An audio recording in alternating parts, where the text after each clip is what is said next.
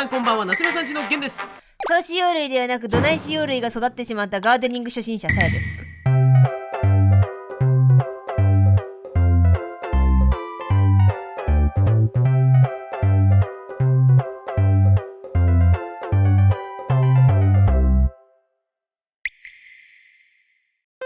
土内設置これを聞いてはい、ということで今回ですね、こちらでございます。なんて書いてあるでしょうか。せーの、豚バラ。これね、これちょっと聞いてほしい。これ奇跡が起きた。俺たちで生み出してしまった。このかわいそうな生き物目とかこう鼻とかがもうバラバラになっちゃってる豚さんって言って話をしたら、ゲイさんが豚バラやんっつってそれだっつって、これ我々のね、協力で豚バラです。はい、さやじ用にこれから仲間入りしますので、はい、こちらが足で、ここどれかが耳ですということで今回こちらです。ポケモソズンカ。この顔である。さやさんもこの顔である、はい、ということで今回やっていく企画はこちら。ポケモン図鑑に書いてある通りにポケモン書いたらそのまま 100% 一致で書けるのか。UV カットすな。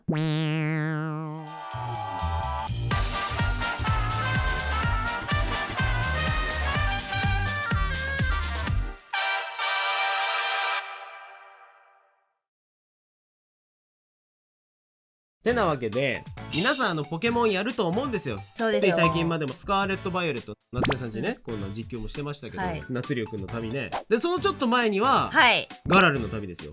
ね、ソードシールドの夏尾くんね。夏尾くんです。はい。こちらゲーム実況チャンネルに上がってますので、ね、上がってます。ポケモンの動画たくさんね、あるんですけど、ね、見てから帰ってきてくださいね。はい。見てから帰ってきてくださいね。終わるね。多分2日ぐらいかかる。まあまあそんなことはいいんです、ポケモンって皆さんやったことある人多いと思うんですけど、その中に1個の目的の一つとして、ポケモン図鑑を集めることもあるじゃないですか。ポケモンを捕まえるとデータが登録されてっていう、大木戸が喜ぶあれですね。そこのポケモン図鑑に書いてある文章、皆さん覚えてますか？わー、そういうね。覚えてないです、僕は。なんかさ、どこに生息してるかなっていうのは見るんだけど、見たりするけど文章は覚えてない。ただね、1個だけ覚えてるのは、朝起きたらある日少年がユンゲラーになっていたっていう恐ろしい文章とか。何それ？知らん？初代ポケモンで、ユンゲラーって、ポケモン図鑑の解説が、ある少年が朝起きたらユンゲラーになっていたっていう文章だ。怖すぎるだろ。だから元は人間なんでユンゲラーって。ってなわけでいろいろ書いてあるわけです。その文章から正確に起こせば、元のポケモンを覚えてなくたって書けるわけじゃなかったらポケモン図鑑の意味なくない？学術的じゃなくない？それって学会に発表してみ。こんなんじゃ元のポケモンの形がわからじゃないじゃないですかって言ったら。そうだよ。さやさんがポケモン図鑑にさ登録されたとして毛が生えているとかだったら困るよね。確かに怒られるもん。怒られるでしょ。だからある程度特徴があるはず。それをそこから書いてみて、実際のやつとどれぐらい合ってるのかとふわっとした人です。いや、ポケモン図鑑に挑戦状ですよ、そういうことですよ。そこの文章をね、登録するときに、あなたたちは正しく文章を書けてるんですかというテストですけど。いや、もうさ、ほら各シリーズに登場してくる博士たちをね、私たちはもう試していこうということですよね。お前らちゃんと研究してるの？そう、ちゃんと研究してるの？お前これ学会に発表できるっていうチェックを我々がします。はい。それではやっていこうと思いポケソ。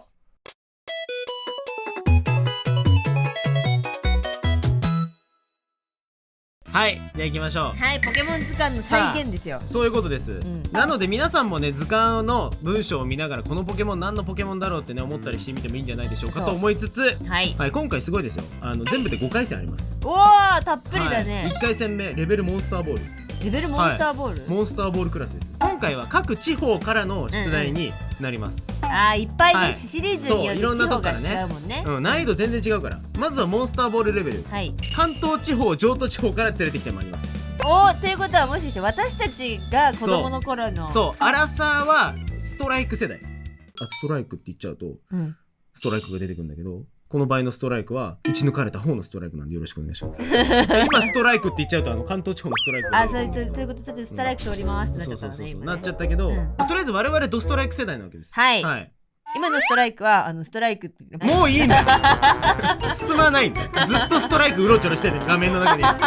これどうすんです？出題がストライクだった。私たち知らないからね。今回もねベベにピックアップしてもらったので、じゃあ行きますか。まず1回戦目、関東と譲渡らしいんですけど、要は赤緑青か金銀のどちらからか出てくる。要は出題範囲252匹、251だっけ忘れちゃっただと思うんだけど、どっち選びますか？いいんですか？さやさんから。いいですよ。ちょっと僕どっちもいけると思う。あ、本当？でもね、実際にさやさんに一番最初に手に入れたポケモンって金版なんですよ。マジっすか？そう。じゃあ譲渡いきますか？譲渡地方で。じゃあ僕関東いきます。じゃあまず問題文。1回戦目モンスターボールレベル、関東地方。ゲンさんですね。体が軽く足の力がものすごい。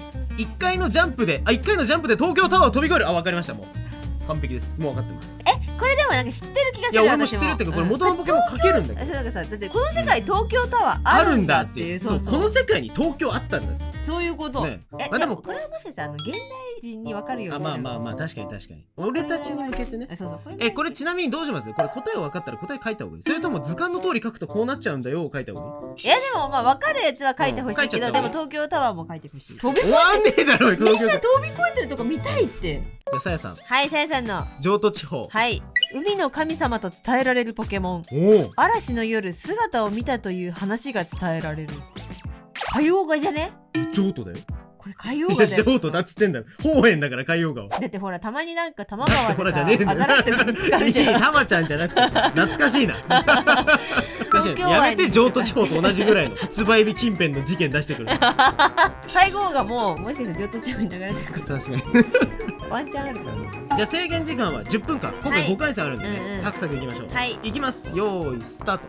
海の神様と伝えられるポケモン。嵐の夜に姿を見たという話が伝えられるって、見た目の情報ゼロやないかい。確かに。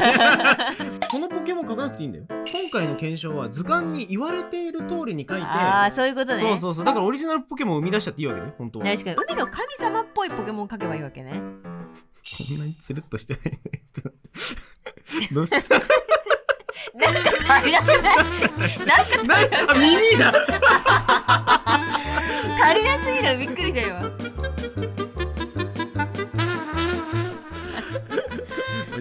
本当に譲渡であったか、そんなやつ。出会ったことがあるのか、譲渡地方でそいつに。錬金術が存在するポケモン世界で。やめろよ、最近なんかすぐ合成する。サッカーさんの登場率高いのやめてほしい。俺戒めで何か足りないままのこいつ生み出した。なんか足りない。マジで。分かってて足りなくしてるから。もう書き始めちゃったもんだからもういいやってなって。絶対にいないこんなポケモン。可愛すぎるもん。可愛くないよそんな。だって指3本ついてるの可愛い。私耳でかい。キモい。可愛いっつってたの。手のひら返しすごい。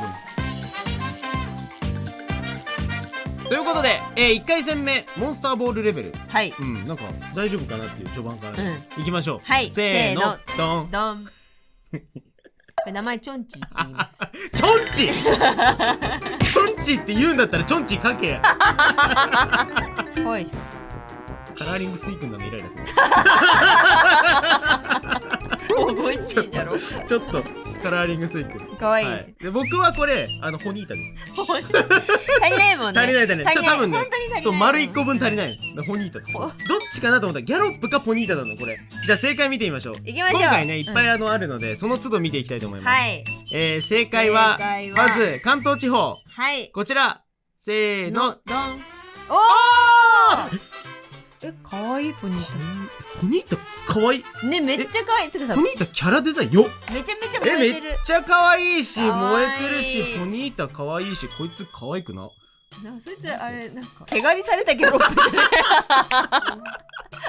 じゃあ次、じゃあ譲渡地方いきますよ。いきます。せーの。マジで伝説やんお前ちゃんと。お前ルギア先輩じゃん。ルギアって海の神様なの？そうなんだ。ちゃんと伝説だったね。海にお住まいだったの？海にお住まいだったよ。だって祠にいたじゃんあいつ。金版？そう、私金版なんですよ。やっちゃったね。やっちゃったねこれは。進化したらルギアになる。ならねえだろ。なんだルギアか。はい。じゃあちょっとポイント制にしていこうぜ。そうね。どれだけ近かったか。でもこれを1から生み出したから50点ぐらいくれてもいいと思う。ガバガバじゃねえ。まあとりあえずゲンさんは0.5点ぐらい欲しいです。0.3 にしようよ。耳ないもん。0.3 ね。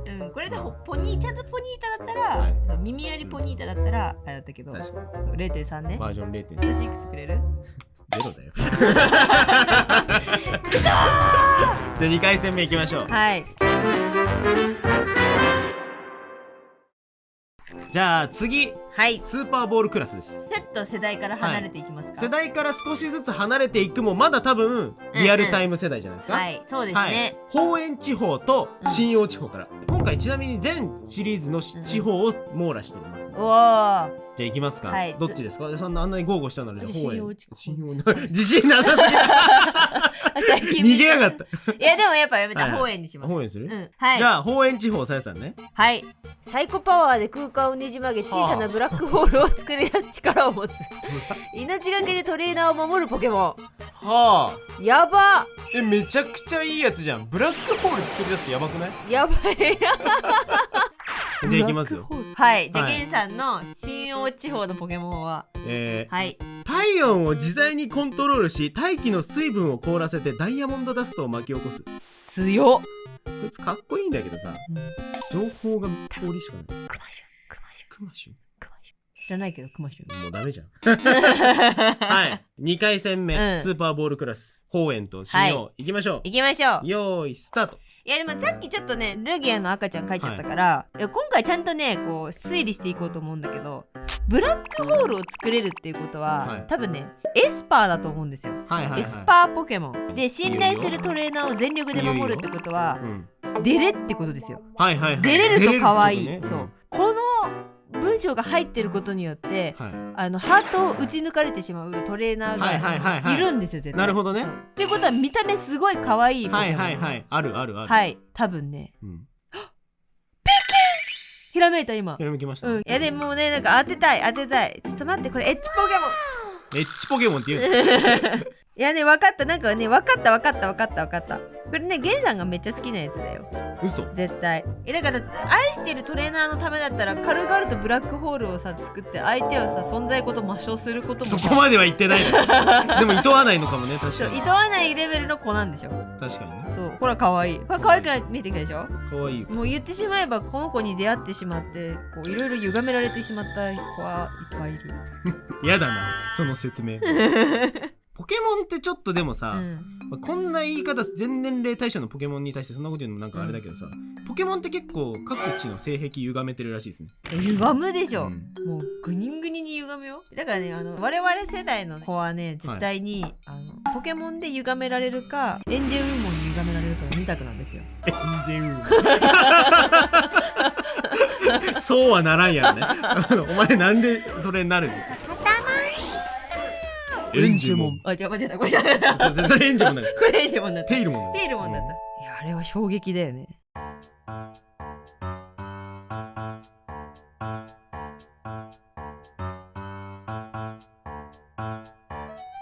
分かってくれよみんな。分かるじゃろこれ。人頼みの大きなわかるじゃろこんぐらい書いとけばわかるじゃろ仕事性お前博士の称号剥奪するぞっていうぐらい適当。怠慢大きどや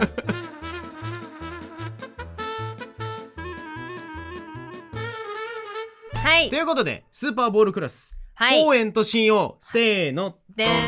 あわかるでしょ。わかる。言いたいことわかるでしょ。うまいけど絶対こうじゃないんだけど。サルリアって言いますねこれ。サルリアです。途中で進化キャンセル中グンって止めたいの。ニョニョニョニョって瞬間に止めたいの。イメージはこれサーナイトのイメージなんですよ。これ長い。可愛い。そう。でもさキルリアからサーナイトってさなんかさ中学生ぐらいからさ急にお姉さんに変わるじゃん。だから高3ぐらいで止めたイメージで。いやいい。はい、よかった。連れて歩きたい。連れて歩きたい。はい。これなんか書いたらダメなんだ。これ書いたら今度ロゼッタになってくるから。ウェビーすんの。はい。で僕の方はいやめっちゃかっこいい。知らん分からんマジで。めちゃめちゃかっこいいけど、うん、こいつ映画に出てくる伝説ポケモンみたいな、そうっていうかこいつはごめんなさいカービィのボスですぽいこいつはマジぽいでちょっと目の横これピンクだったんだ思い出した。あ、そう思い出したの俺の記憶だった思い出したって何？わこの氷の粒でピュンピュンピュンと飛ばしてる。でこれはもうダイヤモンドダストが吹き荒れているということ、ね、そういうことです。あ、かっこいい、はい、じゃあ2回戦目正しくかけたのか、ね、お互い全然違うんでしょうね、さあ誰ですか？じゃあまずはじゃあ新王からいきますか。ゲンさんですね。はい、はい、こちらグレイシア。へえ、そっか新王からか。かわいい。かわいい。いや V ズですよ。デザインが良すぎるね。前髪作ったやつ誰？もう EV 族に前髪を作ろうと思ったやつ、ね、出てきなさい。前それからのこのもみあげのこのロングな感じね、女の子やんね。約束された可愛いが、はい、可愛いは約束される。なんだキャッチコピーうわーいいねグレイシア。いいね、これもまたずいぶんいろんな人をねじ曲げたことでしょう。はい、さやさん本園、はい、こちら来い。おーすごい。すごくない？けど本当に半分だすごくない？でも結構記憶結構合ってる。髪の毛とね、これオリボンがついてるのはキルリアだ。そうキルリアとかだったと思う。すごくない？でもすごい。ほぼほら裏地がさ、すごいね。緑で手が緑でさやさんすごい。でもすげえ邪推してるけどね。確かに信頼するトレーナーを全力で守るっていうワードが入ったら可愛いポケモンっていう、確かに。でもそしたらその文章を書いた博士は、サーナイトから読み取ったんだ博士は。かもしれない。ね、こいつめっちゃ可愛いじゃんってなったら。小田巻お前ひいきしたかサーナイトのことやったー、いけたいけた。はい、じゃあまあさやさんこれは 0.8 点でしょ。0.8 点でしょこれは、嬉しい。完璧にほぼね、造形間違いなく書いてたらまああれですけど。でもそれ神だけどね、もうね。まあ確かに。でこれがゲンさんの壁ポイント入ってる。まあそうですね。これもいい。これもいい。ゲンさんは0点です。さすがにカービィのボスになっちゃった。はい、じゃあ次行きましょう。楽しい。サクサク行こう。行きましょう。さあ次からハイパーボールクラス3回戦目、はい、ガラルとパルレアです。最新じゃん。だからですね。あ、そっか。記憶にまだ新しいガラルとパルレア。でも全然覚えてない。もう分かんない全然、だってポケモン図鑑コンプしてないもんねそもそも、じゃあ僕ガラルいただきます。じゃあ私じゃあパルレアいやさやさんでも最新の記憶だからもう直前に実況してますから、いやそうですよ、いきます、はい、3回戦目ハイパーボールクラスガラル地方、はい、汚れた水を飲んでも平気、体内の器官で自分には無害の毒液にろ過するぞ。毒液？は？わ毒タイプ？はい。わかんない。毒タイプっていたけど覚えてないな。デデンネとか毒ねえからあいつ毒吐きポケモンやだよデデンネ毒吐いてんの絶対嫉妬やピカチュウに対するそのままミミキュン進化する多分お前だけ毒の種類が違うみたいなじゃあサイさんのパルデア、多くの武勲を立てた戦士の鎧によって進化した姿、忠誠心の熱いポケモン。何？戦士の多くの武勲を立てた戦士の鎧によって進化した姿。じゃあ条件進化か。そういうこと？あ、僕分かった。マジで？さやのお題分かった。マジ？うん、多分合ってます。じゃあ行きましょう。はい、3回戦目。はい、3回戦目ガラルとパルデア。用意スタート。汚れた水を飲んでも平気。誰？私武勲立てたことないから分かんないもんな。立てたことあるやついねえじゃん。忠誠心の熱いポケモンって大体さ、はいはい、悪者が持ってたりとかしない？まあ確かにね。今回パルデアさ、悪者いねえのよ。いないんだよな。はい。今回スターダン悪くないもんな。いや、そう、スターダンも悪くないし、てか、本当になんかこう悪いやつがいなかった気がする。なんだろう。汚れた水を飲んでも平気。体内の器官で自分には無害の毒液にろ過できるってことは、見た目はね逆に清楚。あ、そういうね。ちなみに何のポケモンかさっぱり分かってません。この忠誠心の熱いポケモンってところからこうイメージを持ってこよう。忠誠心が強いといえば犬。ああ、確かに確かに。犬です。犬可愛いもん。で、可愛い犬のポケモンっていうと今回なんとボチ。墓地にこの図鑑の文章を書いてたらちょっと意味わからんけど、ね、武勲を立てた。もっと書くことあるやろって思う。わかんない。武勲を立てすぎて死んじゃったのかもしれないし。墓地がね、確かに確かに戦場でね。これを見てもう震えちゃったもん、墓地っていう字が。毒ポケモン分かった。毒タイプの V ズだ。こいつ自分が描きたい雰囲気に持っていこうとしてやがる。いや待ってさっきの推理が当たったから、この推理はねちゃんとやっていくべきなんだよ。確かに。そうゲンさんみたいに自分の性癖に素直になってね衝動で書き進めるものじゃない。いやいやいや、それが合ってるパターンもあるから。武勲を出すってことは格闘系なんだよ。だからもう犬とか言ってたのなし。最初からその話をずっとしてればいいもの。どうすんの。今のところさぴったりさ当てられるさポケモンの文章を書けたの小田巻博士だけになっちゃうよ。そうだよ。読解力の方にも問題はあると思うけど、やっぱり天才的な可愛く書けそうな。これが正解かどうかはともかく実装してほしい。何がいけないで、こういうね生き物系を書くのがさね実はすごく苦手なんですよ。ゼロから生き物のデザインつけるってすごく難しい。いや本当にそう特定のセンスが必要。いや本当にもうだから私は無機物と生き物を合体させることしかできない。すごいね。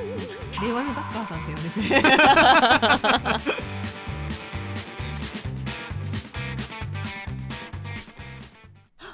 どうした？わかった嘘本当に？あ、来た？今なんか降りてきた？今だったら神の存在を信じられるぐらいの姫がひらめきした。本当にでも書けない。なんか今さらってさやさんが無神論者っていうこともみんなに伝わった。待ってゴーストオブツシマみたいになっちゃった。おじ上おじ上じゃん。これ作品変わっちゃったんだけど。変わりすぎだ。おじ上バッチでは世界は救えるのです。間違いない。おじ上です。おじ上ポケモンハマりすぎでしょ。おじ上に行くのはおやめください。ガチ勢だ。ポケモンらしくね遊んでみるといい。おじ上訓練所にスイッチ持ってきてるのが面白いね。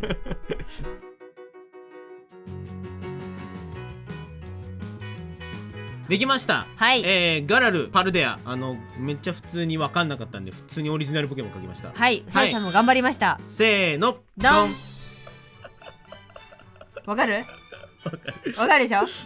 ちゃんと正解を気づいたんだなっていうのが分かるでしょ。もう本当になんか今このポケモンこれ全然正解じゃないんだけど、はい、多分ここだけ合ってるの。ここだけ多分合ってる。そう、うん、全然思いつかないなって思った瞬間にゲームでこいつと戦った時の記憶が今ふわーんってきて、ファーンってきたってなっちゃってなるほどね。はい、なんか多分ね、なんかね、ドゲザマンみたいな名前なんだよね。ドゲザンな。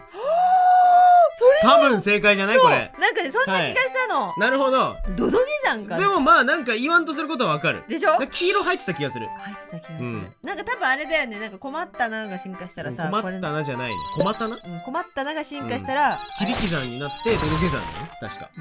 困って暴れたけどやっぱ謝った方がいいってなったのかもしれないね。確かに。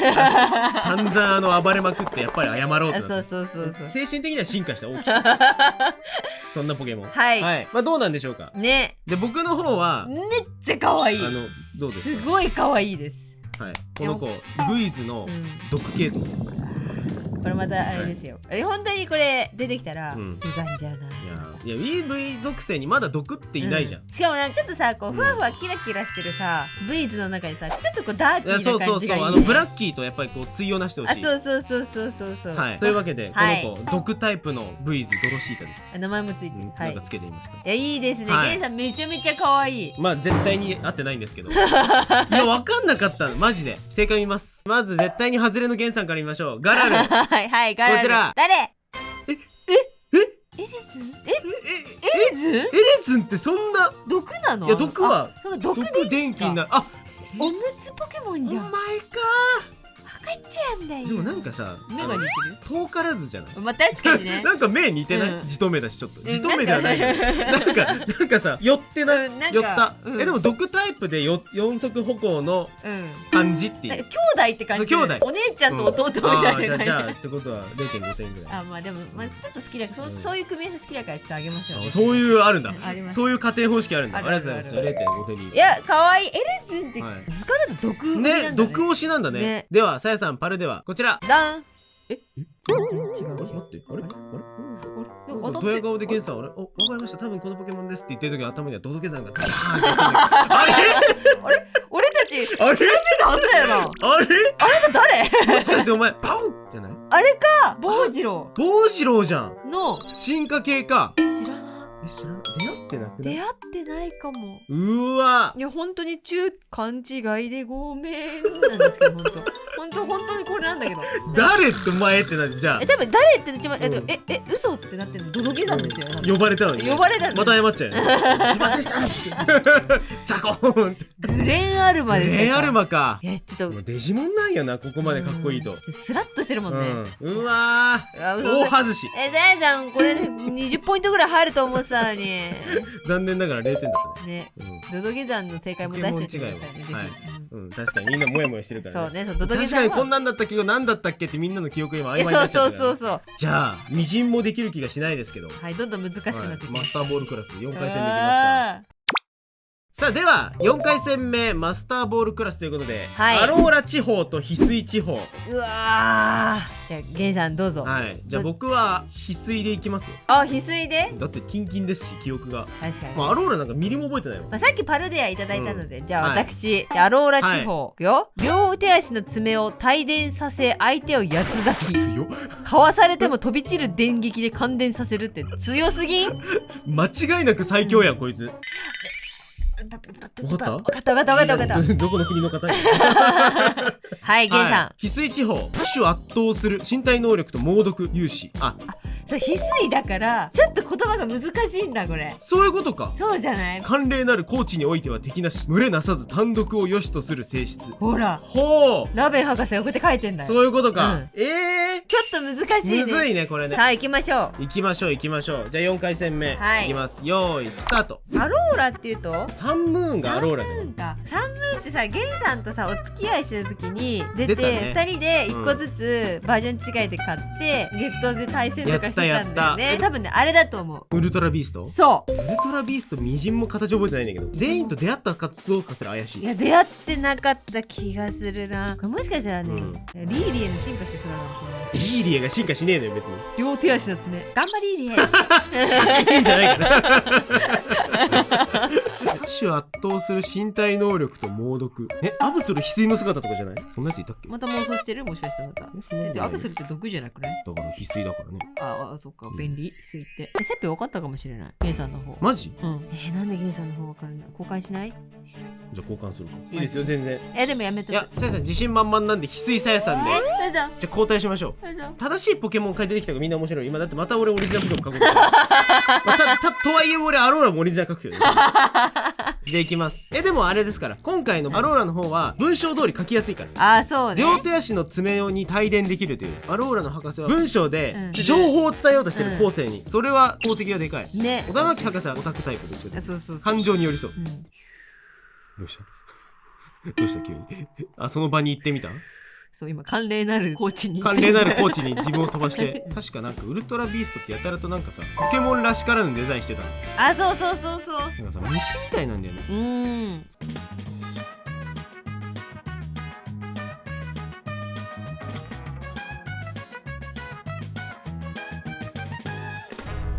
さあということで4回戦目アローラと翡翠。はい、せーのドン。めっちゃ可愛い。なんかじゃあこれはそんなにふざけてなくて、ウルトラビーストでこんなフォルムのやついなかった？いたと思う。いやわかんない、全然覚えてない。ほんでもこういう感じのがいたの。なんかさ先端ピュって尖っててさ。そうでも全然覚えてなくて、ほぼオリジナルポケモンになってしまった。いやでもこっちポケモン。まあどっちかで言うとね。誰がニーナの進化系なんじゃない？やめろって。出張ってくるなって。他の動画にまで。確かに。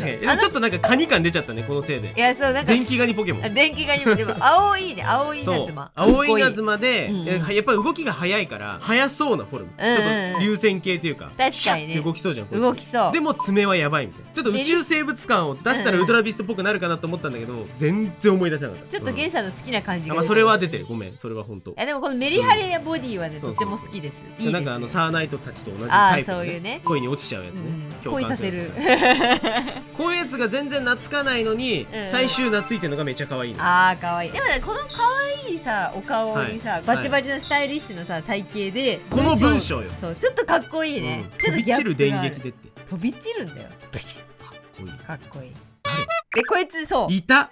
これの進化系じゃないっていうか、嘘これじゃないのかな。あれなんだっけこれ。じゃあなんかすごい確かに見覚えある、こいつ。いや私はニューラだと思ってるんですよ。はいはいはいはい、ニューラの翡翠の姿ね。そう翡翠のニューラって悪じゃなくて確かに氷なんだよね。そうだったね。あいつ寒いとこにいるんだよ。氷毒だっけ。氷毒だったっけな。全然それも記憶が曖昧な。確かにこんなんだったわ。でも私はポケモンアルセウスレジェンドで、主人公のビジュアルが好きすぎたために、めちゃくちゃ冒険しまくってたのでお世話になってるはずと、はい、じゃあ自信満々のさやさんからいきますか。いきます。はい、翡翠せーの。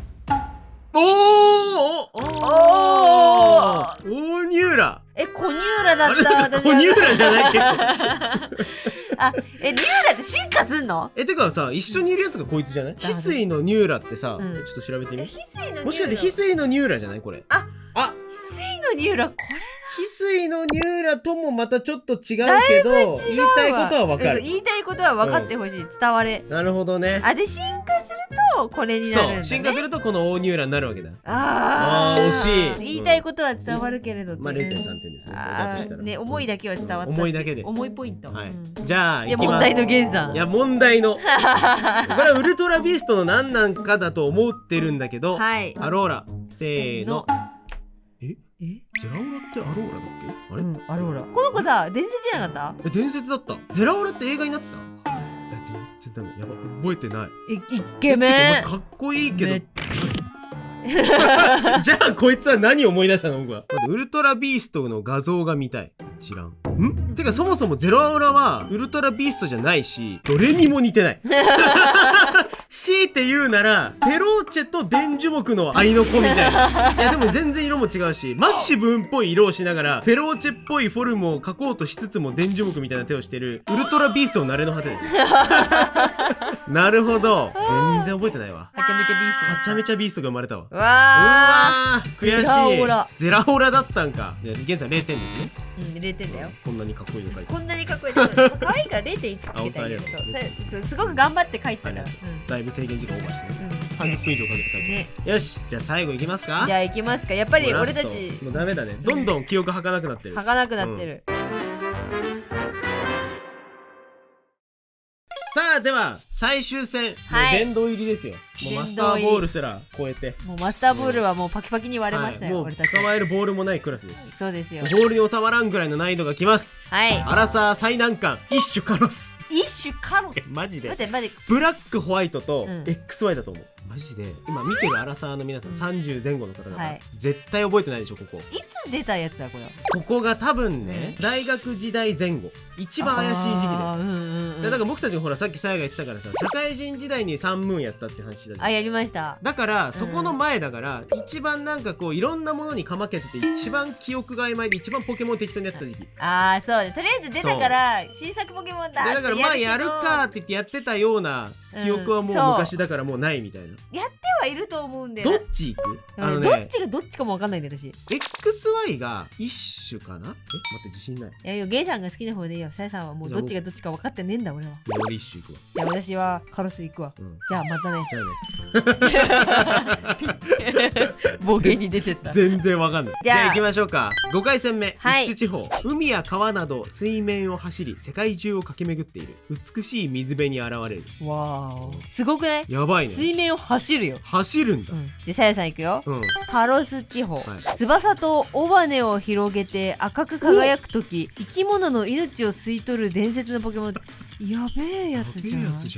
しかも今回さ、初めてさやさんさ全部の特徴出たんじゃない？確かに。翼尾羽広げて赤く輝くだから、全部出たよ。かつ伝説なんでしょ。これパッケージだね。待って、じゃあパッケージだね。これもう一回言って。パッケージにいるんですか？ブラックホワイト？ブラックホワイトのパッケージにいる赤いポケモン。何だっけ？わかんない。カジッチュしか出てこない。カジッチュ。荷が重いよパッケージには。はい、じゃあ行きましょう。最終戦、守る気のない15分。用意スタート。待って、赤いポケモンで命を吸い取るなよ。軽々しく命吸い取るとか言わないでほしい。だってさ、生き物の命を吸い取る伝説のポケモンって書いてる博士がいるってことは、吸われた瞬間を見たことがある。吸われたやつはいるん誰か。これもでもなんかさ、希少系な気がする。だって世界中を駆け巡ってる美しい水辺に現れるってなんか幻想的なこと書いてるやつって大体さ、伝説系じゃない？待って、一種あ、分かったかも。嘘。こいつ映画に出てきてた？なんかダメだ、今頭の中にシェイミーが出てきちゃった。いいよシェイミーでも。シェイミー絶対水辺じゃないんだ。すごい水面をすごい速さで走るシェイミーちょっと見たい。でも水面を走るだから、走る姿が美しいといえばコダック。この文章で出てきたポケモンコダックだったら図鑑書いたやつ多分ちょっとセンスある。コダック相当好きだよこの文章。コダック大好き。コダック採用しみたいな。コダックマニアのアキラが勝負を仕掛けてきたみたいな。そんなレベルでコダック好きだと思う。翼と尾羽がある赤いポケモンでしょ。絶対かっこいいからね。さやさんこち頼むよ。ら赤です。ちょっと最終戦は当てに行きたいの。いやそうだよ。だって現在だってまだ俺だって待って1問もホニーターしか当てられてないよ。本当だよ。俺ホニータ以外ない。まともにポケモン書いてねえぞ。いやこれ書いたつもりだったの。ちなみにさやさんだってさバッチリ当ててるから、ね、確かに。てかさやさんちゃんとポケモン思い出せって。レンチンポケモンかよ。レンチンポケモンやめろマジで。ここでちょっと、ね、ファインプレー決めてるんで。確かにな。そうドヤ顔でドドゲさん外したし、ね、この美しい水辺系の伝説のポケモンで今ね、出てきてるやつが一人いるんだけど、本当に名前もビジュアルも出てこない。なんかね手塚治虫みたいな作画になった気がする。手塚治虫本当に。待って書いてみるわちょっと。待って生き物の命を吸い取れる知り合い知らないんだけどな私。だってさだってあれでしょ。ヒマナッツが使うさ吸い取るとはまた別なんでしょ。これはヒマナッツの吸い取ると同じにしてもらっちゃ困るよ、ね。これ見て。赤い翼と尾羽を持つヒマナッツだよ。だからパッケージじゃねえからあいつ。カルディみたいな名前なんで俺のやつ。カルディ？そうなんかそんなコーヒーの香りしちゃうの？絶対こんなやついたと思うんだけど。ケルディみたいな。ケルディ？カルディ？ケルディ？ケルディオ？ケルディオ？っていなかった？知らない。一周しないでほしい。俺のきらめきを。赤い鳥検索。赤い鳥とミルタ抜き。勝手に増やすのバージョン。ポケモンみたいな増やし方するんだ。だって俺鳥って言ったらだって鬼スズメしか知らないな。荷が重いって。いいんじゃない？鬼ドリルを伝説ポケモンにしたとして赤く光る伝説の鬼ドリル書いてみたら。嘘。近しいもの生まれるかも。確かに。書いていかないとやっぱり。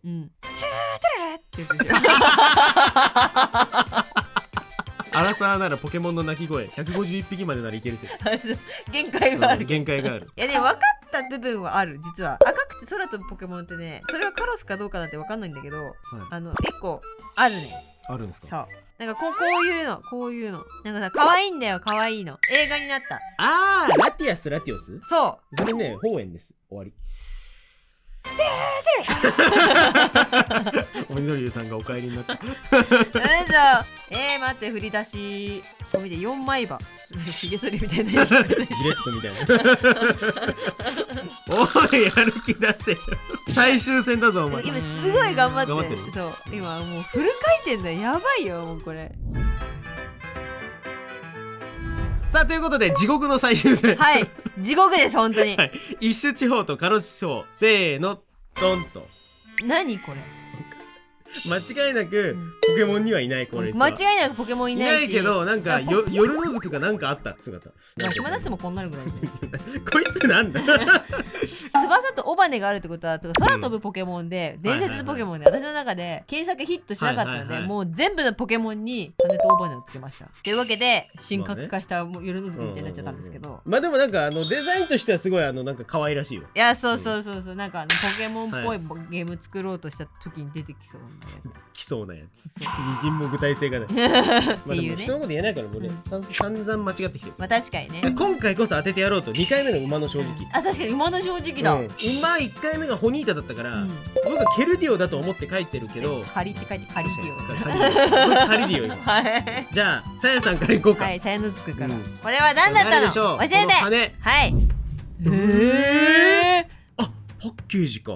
いた気がするけど私。イベルタルってカロス地方の何に出てくるの？ XY だ。 XY だ。これです。俺やないかい。ポケットモンスター Y。うわ全然覚えてない。こっちか。なるほどね。じゃあ僕の一種地方、これケルディオ合ってるのか。せーのドン。おおすごい。すごくない？カラーリングが近くないか？すごくない？大人にしちゃってるな。もっと小鹿なんだ。小馬というかね。てかメスだね。メスだ。ゲンさんの趣味だね。露骨に趣味出たね。ケルディオってこんな竜みたいな顔してたっけ？すごいゲンさん。でもケルディオ当てたのすごくない？しかもなんか色違うけど角もあるし、たてがみもモフモフだし。モフモフたてがみあって、ほぼほぼじゃない？でも全然見た目は違うな。これより全然いいよ。確かに自信ついた。イベントこれは結構 0.8 点ぐらいいいんじゃないですか。 0.8 点なんじゃないですか。タイさん0点だ。はい、さすがに0点ですね、これは。じゃあ全ての得点を合計して、正しく図鑑を読み解けるポケモンマスターは、さあどちらだったんでしょうか。さあということで得点、源さんの得点 1.7 ポイント、シャイさんの得点 1.1 ポイント。この勝負僕の勝ちです。なんかさ、得点しょぼくない？なんで 1.7？ そうだよ。なんで僕たち 0. いくつにしたの？なんで10点満点にしないんだ？そう、10点満点中3点とかね、5点とかにしたらいいのよね。そうだよ。そしたら結構ポイントなんかあったように見えるのにね。なんでさ、1点っていうのギリ1点。引くって。一つ言いたいです。ポケモン博士は何も悪くない。彼らは彼らなりにちゃんとすごく素晴らしい文章を書いてくれてて、俺の記憶がなかったという。それはそう。だけどもうちょっと書いてもいいんじゃない文章。確かにもうちょっと図鑑もうちょっとスクロールしてさ、ほらちゃんと下までビーってすんごい文献量がさ、せっかくデジタルなんですから。いやそうよ。ポケモン図鑑図鑑もテラバイトぐらい入れときましょうよ。そしたらこんな悲しいポケモン生まれないんだからさ。ポケモンっていうな。ということでポケモン図鑑の正確性についてはまだ研究の余地がありそうです。皆さんもぜひポケモン図鑑チャレンジしてみてください。そうです。こいつは後では LINE でね画像配りますので。配るな。フリー素材にしておきますのでね。誰だ？よろしくお願いします。